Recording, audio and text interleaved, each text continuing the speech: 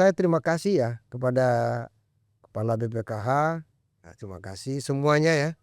Karena hampir semua urusan yang ini hitungan hari Pak. Ya, jadi umpamanya mohon maaf kalau ada maskapai mau dibayar, surat kita layangkan Dirjen ke sini atau lewat saya atas nama Dirjen.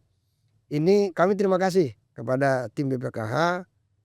Dan mudah-mudahan ini sinergi yang seperti ini, kolaborasi seperti ini terus kami tidak ada masalah ini keterlambatan, malah bahkan cepat sekali. Jadi mudah-mudahan BPKH terus memberikan layanan yang bagus. Tidak pernah ada isu terkait dengan urusan budget, apakah dari sisi terutama maskapai Pak, karena itu hitungannya besar ya.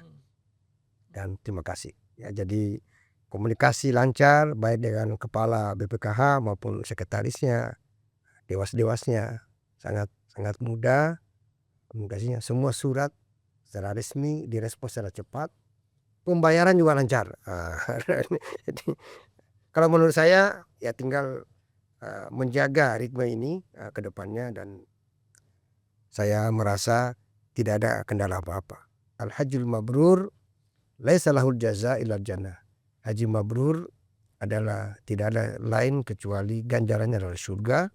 Dan tahun ini oleh ulama kita diyakini sebagai haji akbar yang pahalanya sama dengan 7 haji di tahun-tahun berikutnya.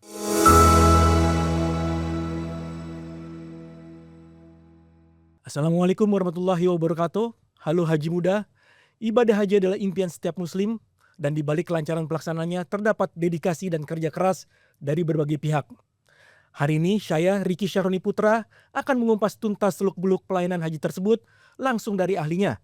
Bersama kita telah hadir Bapak Dr. Muhammad Zain, Direktur Pelayanan Haji Dalam Negeri, Direktorat Jenderal Penyelenggaraan Haji dan Umroh, Kementerian Agama. Selamat datang Pak Muhammad Zain, terima kasih sudah hadir di podcast BPKH pada pagi hari ini. Makasih Mas Ricky. Sebelum kita berbincang banyak soal pekerjaan Pak Zain yang semakin sibuk di belakangan hari ini, kita bicara terlebih dahulu soal latar belakang Bapak, mulai dari masa kecil hingga akhirnya Bapak sekarang ada di, mungkin singkat saja Pak ya, tidak perlu panjang-panjang, apa yang kemudian menjadi bagian penting dari kehidupan Bapak di masa lalu dan hari ini, bisa diceritakan Pak? Ya, makasih Mas Ricky. Saya ini latar belakang santri ya, dari kecil hidup di kampung yang tidak ada listriknya ya. Kemudian pondok di pesantren kalau di Jawa namanya Sorogan. Itu pesantren Sorogan itu kalau melihat Profesor Mas Tuhu ya, itu seorang santri mendatangi guru ke rumahnya. Jadi itu pondoknya Salafi. Salafiyah itu ya pondoknya kitab-kitab turos yang dibaca. Saya 7 tahun ya di sebuah desa namanya Bonde Campalagian. Ya, sebelahnya itu namanya Pambusuang. Kampungnya Profesor Badulopa almarhum. Jadi saya mengaji di situ selama 7 tahun. Ya, saya latar belakang santri, sekolah di madrasah. Kemudian setelah itu dulu ada namanya sekolah Arab. Ya, sambil nyantri sambil sekolah Arab juga. Kemudian setelah tamat di Alia ke UIN Alauddin. Dulu masih namanya IAIN Alauddin Ujung Pandang. S2 dan S3 di Jogja, di UIN Sunan Kalijaga Jogja. Terus dosen. Saya dosen UIN Alauddin Makassar sampai Oktober 2004.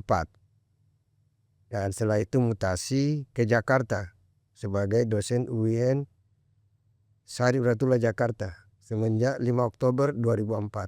Waktu itu masih Profesor Azmadi Azra yang menerima kami di Fakultas Usuluddin dan Filsafat sampai hari ini. Terus bergulir ya, masuk di Kementerian Agama sejak tahun 2005 sebagai kepala seksi. Saya lama di Direktorat Pendidikan Tinggi kurang lebih 13 tahun. Jadi hampir semua kasubdit di situ saya sudah tempati untuk berkiprah mengabdi di Kementerian Agama. Terus di ketenagaan, ngurus dosen, kepangkatan dosen. Setelah itu di pengembangan akademik, program studi ya. Setelah itu di penelitian, di kasubdit penelitian, dan semua kasubdit saya sudah tempati di pendidikan tinggi. Setelah itu eselon 2-nya di Litbang. Di Litbang itu ada namanya kepala pusat lektur dan khazanah keagamaan dan manajemen organisasi. Itu pertama kali saya eselon 2 di Litbang, ngurusin manuskrip tuh. Manuskrip keagamaan, Al-Quran terjemah bahasa daerah, bahasa Palembang, bahasa Batak, bahasa Bugis, Mandar, bahasa di Manado, bahasa Aceh, bahasa Sunda. Itu urusan yang kita kerjakan, manuskrip keagamaan.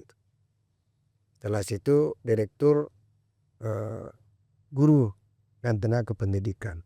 Jadi kalau pernah dengar heboh tentang impasing, pembayaran impasing, itu masa saya itu PPG ya. Sampai di situ diberi amanah menjadi inspektorat wilayah 4. Sempat di situ 9 bulan jadi inspektorat. Sambil inspektorat, disitulah ada masa-masa menantang dalam hidup saya, karir birokrasinya Mas Riki. Ya. Karena waktu itu juga dipercaya oleh negara untuk sebagai pejabat Bupati Mamasa. Di situ. Ini banyak yang belum tahu kayaknya nih Pak. Ya, ya. Ini nih soal Bapak pernah jadi PJ Bupati Mamasa. Berapa lama Pak kalau boleh tahu pada saat kemudian Bapak dipercayakan oleh pemerintah untuk menjadi PJ Pak? Ya, itu lebih 1 tahun. 1 tahun 3 bulan ya. Jadi 2 periode lah. 2 kali pelantikan sebagai PJ Bupati. Itu seru juga ceritanya itu Mas Riki itu. Jadi saya ini kan orang yang suka tantangan dalam hidup dan ingin pengalaman baru. Waktu itu memang PJ Bupati atau PJ Gubernur itu kan menjadi pejabat 0 rupiah Pak.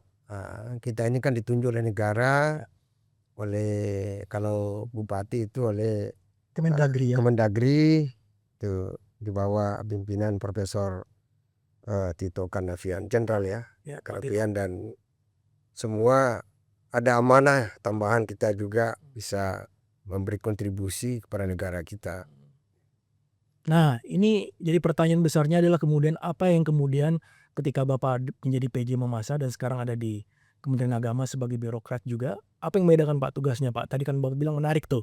Nah, ketika Bapak jadi pemimpin kepala daerah dan kemudian sekarang ada di dalam birokrasi yang kayaknya punya anak buah juga, apa yang membedakan Pak antara kedua itu? Ya, Dari pengalaman Bapak sendiri ya yang Bapak rasakan. tentu menarik Mas Riki ya, karena ini tidak semua orang mengalami pengalaman bekerja di 2 kementerian.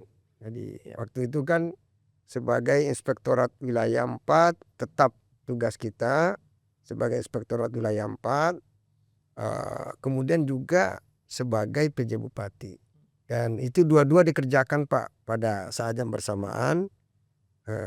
Kemudian di ujung-ujung sebagai PJ Bupati oleh Menteri Agama juga dilantik sebagai Direktur Pelayanan Haji dalam Negeri yang sekarang ini. Iya. Itu tanggal 17 Oktober.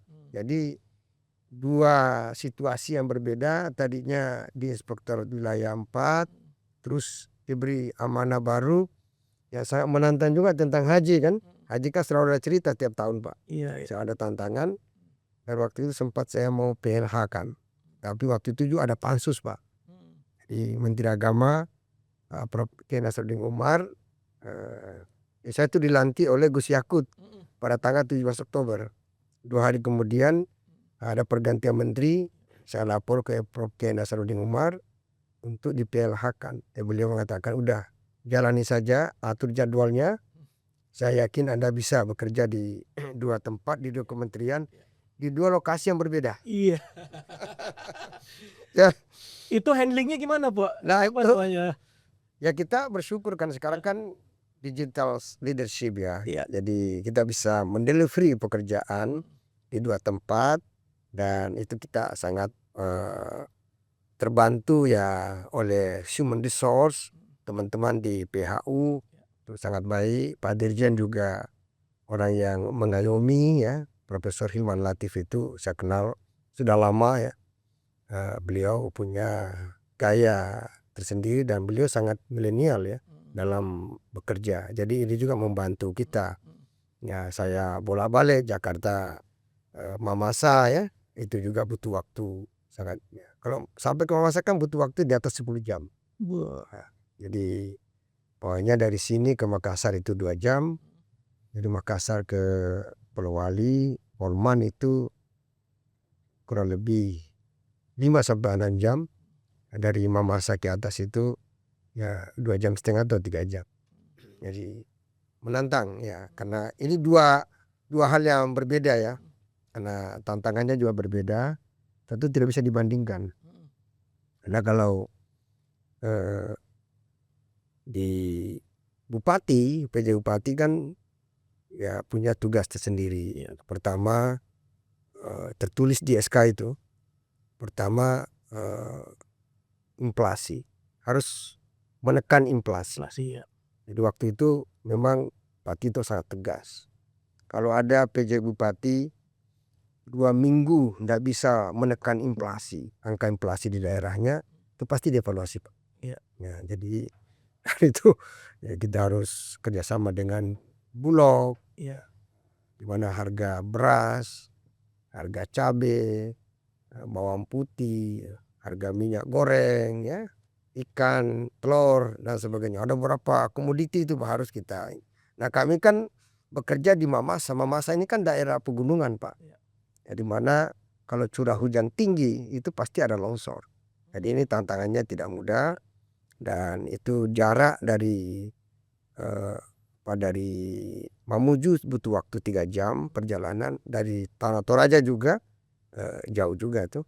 Nah, kemudian dari Polowali 92 kilometer, dan itu tantangannya beda-beda dan sangat menantang.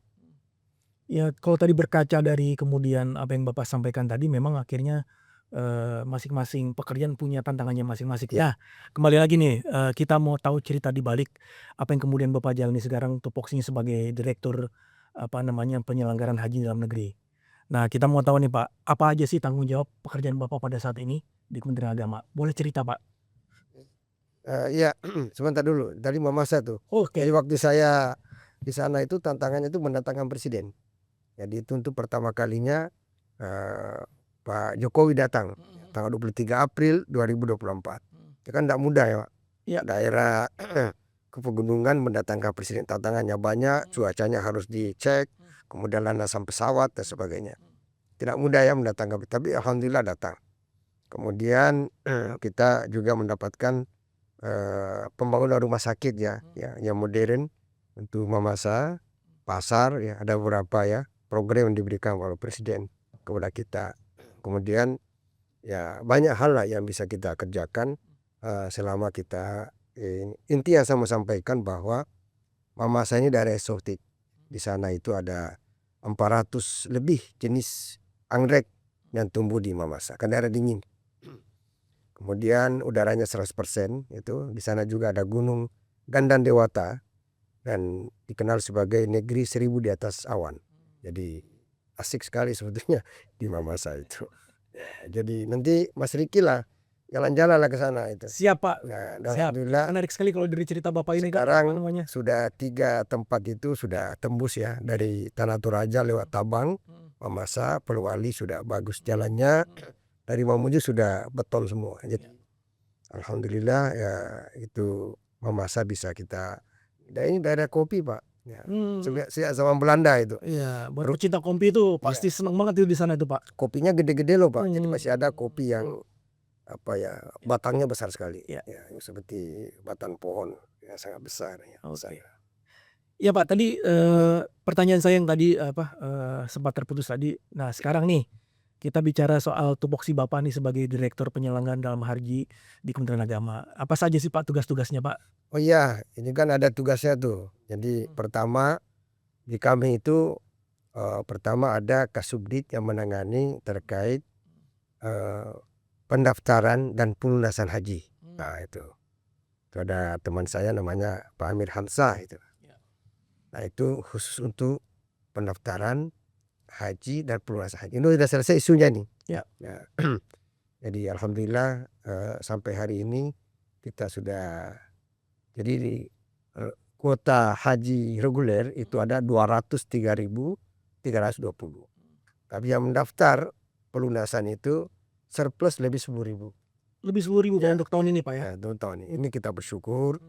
Artinya kalau ada kuota yang tidak terpenuhi, itu bisa kita langsung ada namanya cadangan lunas. Bisa diinikan. Kuota kita ini kan terbatas Pak. Jadi memang Pak Menteri Profesor Kiai Nasaruddin Umar selalu mewanti-wanti agar serapan kuota itu dimaksimalkan. Jadi karena semakin kuota kita maksimalkan, daftar antrian itu semakin bagus. Ya, itu. Ada satu. Itu khusus untuk itu pendaftaran dan pelunasan aja. Jadi seingat saya itu selalu ada pendaftaran, ada mutasi, ada penggabungan mahram, pendampingan lansia dan sebagainya. Ini alhamdulillah kita sudah tata melalui sistem. Kita ini bekerja dengan sistem. Itu satu. Yang kedua maskapai Pak. Jadi kami itu ada Kasubdit khusus untuk menangani maskapai dan perlindungan jamaah. Jadi alhamdulillah tahun ini maskapai kita kan 3 Pak. Ya. Maskapai layanan pertama tentu Garuda ya. Garuda itu mengambil porsi hampir 50% dari total kuota. Mengangkut jamaah kita dari total kuota. Saudi Arabia Airlines sedikit melebihi 50% lebih sedikit. Jadi 100.000 lebih. Kalau Garuda itu mengangkut hampir 100.000. Selebihnya dari 2 ini Lion Air. Dan untuk pertama kali kita pengalaman untuk jamaah kita dilayani oleh 3 maskapai. Dan mudah-mudahan ini sebuah bentuk bahwa negara harus memberikan layanan terbaik kepada jamaah sebagaimana arahan Bapak Presiden Prabowo. Dan ini kita bersyukur 3 maskapai ini punya komitmen full services. Jadi servisnya sama. Jadi Saudi Arabia Airlines, Garuda Airlines dan Lion Air sama servisnya. Jadi dari sisi snacknya, dari sisi makanannya ada test foodnya, dan sebagainya. Baru kita okekan. Nah itu layanan maskapai transportasi dan ada perlindungan jamaah. Perlindungan jamaah itu kalau ada jamaah yang sakit diobati oleh asuransi, BPJS Kesehatan juga membantu kita. Kalau ada yang kecelakaan juga ada asuransinya sepanjang pada masa haji. Kalau kebetulan ada wafat itu juga ada asuransi. Kita sudah ini dan ini semua untuk memberi perlindungan jamaah.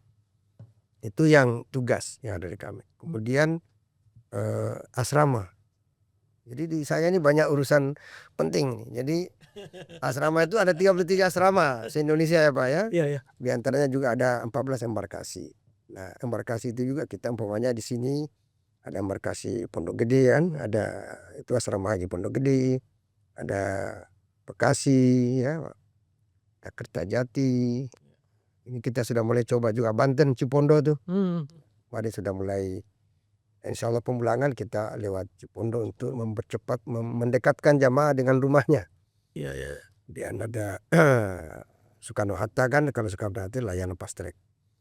Kemudian Solo, kemudian Surabaya, Makassar, Banjarmasin, Padang, Palembang, Aceh, Kuala Batam, kemudian Balikpapan. Itulah yang lain embarkasi antara seperti Gorontalo itu embarkasi antara. Nah itu tugas kami di memastikan layanan di embarkasi itu. Ya, kemudian masih ada Mas. Nah, ini gelang haji visa dan souvenir dari Pak. Visa dan souvenir haji betul. Nah, itu visa dan souvenir haji itu Pak Naim tuh Khairul Naim, Dr. Khairul Naim yang menangani itu penerbitan visa, kemudian souvenir haji terkait dengan gelang ya, gelang haji, kemudian batik haji. Meskipun batik haji dari BSI, dari bank-bank yang mitra kita, ya kita hanya memfasilitasi, memberikan speknya sesuai dengan, tapi mereka lah yang melakukan. Dan souvenir haji diberikan pada saat pelunasan. Nah, bicara soal Kementerian Agama, khususnya Direktur Pelayanan Haji dalam negeri ini juga nggak terlepas dari kolaborasi dengan berbagai pihak. Nah, dengan pihak BPKH sendiri ini bisa cerita nggak Pak, apa yang kemudian hubungan BPKH dengan khususnya bidang Bapak ini, pelayanan haji dalam negeri untuk penyelenggaraan haji 2025 ini Pak? Tentu saya terima kasih ya kepada Kepala BPKH, terima kasih semuanya ya, karena hampir semua urusan yang ini hitungan hari Pak. Ya, jadi umpamanya mohon maaf kalau ada maskapai mau dibayar, surat kita layangkan Dirjen ke sini atau lewat saya atas nama Dirjen.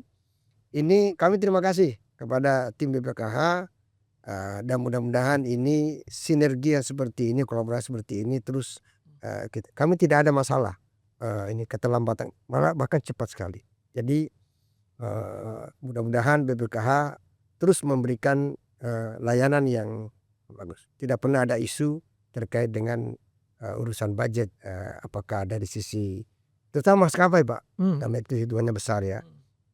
Dan terima kasih ya, jadi komunikasi lancar baik dengan kepala BPKH maupun sekretarisnya, dewas-dewasnya sangat mudah komunikasinya. Semua surat secara resmi direspons secara cepat, pembayaran juga lancar. Jadi kalau menurut saya ya tinggal menjaga ritme ini ke depannya, dan saya merasa tidak ada kendala apa-apa. Justru kami mengucapkan terima kasih. Ya. Mungkin ini sebagai penutup Pak ya. Apa harapan dan mungkin yang ingin Bapak sampaikan kepada mungkin entah BPKH ataupun kepada jemaah haji yang sudah berada di Tanah Suci saat ini? Apa saja Pak harapan Bapak? Ya, terima kasih kepada seluruh jamaah haji Indonesia.